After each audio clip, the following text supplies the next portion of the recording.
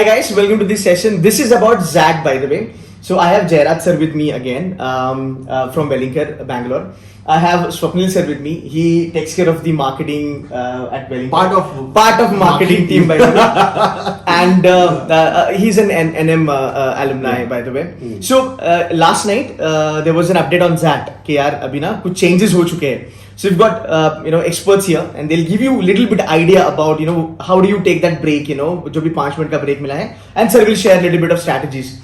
Welcome on board. Thank you. So the update came yesterday night, and we were having a small chat with respect to XAT. And I believe XAT is a very unique exam in that sense. And I was discussing with Dr. Jairaj also why this is an absolutely unique exam. After CAT, this is going to be a unique exam. And what they have done is, in favor of students, the part 1 in terms of minutes is gone up by 10 minutes. So it was previously 165 minutes, now it's 175 minutes, and they just added one more question in decision making. Right. So I'm assuming here that decision making is slightly easier if you do it rightly. That is, that's the assumption. No, Maybe that's wrong. No, that's but, true. Yeah. So what happens is, so 10 minutes more for one particular question. So in totality, it's going to be easier. But what they have really done is, in part 2. Okay, I was having a discussion with Dr. Jairaj also with respect to how you can actually utilize that mock testing keyboard break. Okay, it's 5 minutes. So I'm assuming that once you are in that zone for 175 minutes, like focus, like a hawk, with respect to exams and targeting maybe individual cutoffs and the oral cutoffs. So this is an absolute easier break, which is a 5-minute break, where you want to probably test the keyboard, because the next section is going to be essay writing. Right. So they want that the keyboard which you are going to, it's functional basically, and if it's non-functional, obviously you have to talk to the invigilator or whomsoever is there in the room and get it sorted. But there's the word of caution here is very simple, because I recollect John McEnroe in his heydays when he was under top form. Okay, and there used to be lawn tennis breaks in between. Okay, so this is a kind of corollary I'm trying to build in here. Don't ever take the break casually. Okay, since it is a break, you please, probably some of you may want to go for a loo break. Or maybe you want to go for have water, okay, a lot of fluids in your body, or maybe go for a tea break or whatever. You try and sort this out in these 5 minutes, so that you are really, in the right frame of mind to attack for the part 3. Very true, very true. Okay, so because part 3 also, what they have done is, I think 5 minutes extra which they have given. From 25 minutes it's gone up to 30 minutes. Okay, so your GK and your essay which you're going to do, you will be the right frame of mind, because you're going to see the screen for 175 minutes. Okay, so I think that what we can discuss. Anything else you want to add, Dr. I think you're right on track. Now see, like you rightly said, it's called as mock keyboard testing session for 5 minutes.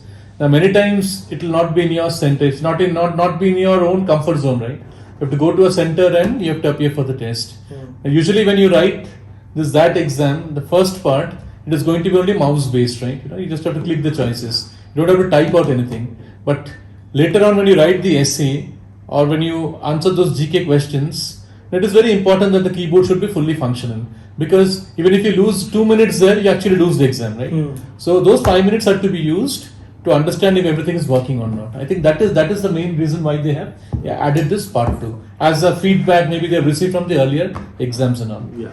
Now talking of strategy, as you mentioned, right? And he mentioned John McEnroe. Yes, very true. So those 5 minutes I think are also given for you to get back your thoughts. Okay, because see, the part A will include all those high-end stuff like data interpretation, then decision making, where your mind will be furiously racing away, right? All the quant and all that. But then part 3 will be a little easier in the sense that you don't have to really think so much, right? Because when you write an essay, maybe that level of thought may not be required. But still, don't take it casually, because everything counts. Right. Everything counts.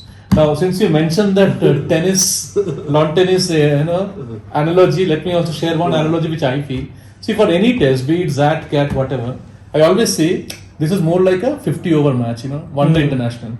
See, the other extremes are a test match, 5 days, and the other one is a 20-20, right? Right. Now, in a test match, what happens? You're given all the time in the world, and I'm sure if I give you all the time in the world, you can solve all the questions. True. But that is not possible. Okay. What is the other extreme? T20, which means what? I'll not think blindly, I'll keep marking because my target is to complete as much as I can. Right. But the risk is negative marks. Right. Hmm. So what I would say is the 50 over match is what you need. You need speed. At the same time, you need to be cautious.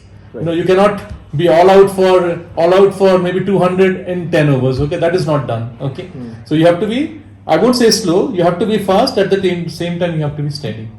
Okay, that is the way you should keep this. And remember, I think more than skill, it is a test of your nerves. Okay, Mentally. it is a test of your mental nerves. And some of the other things which I keep telling my students, I mean all the prospects.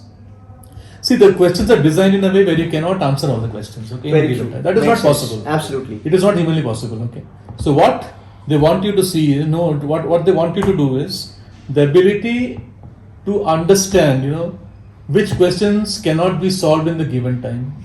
You should be able to spot them. In the moment you see the problem, you know that this is something which will take more time. Just don't touch it also. Okay, right? That is one trick. And then maybe if time permits, you can come back. That's a different story.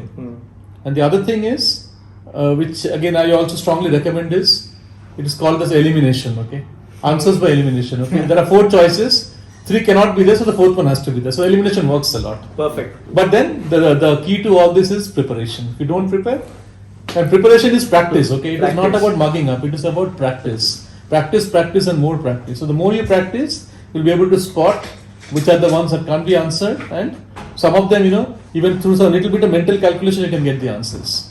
Okay. Fantastic. Guys, hope this video helps.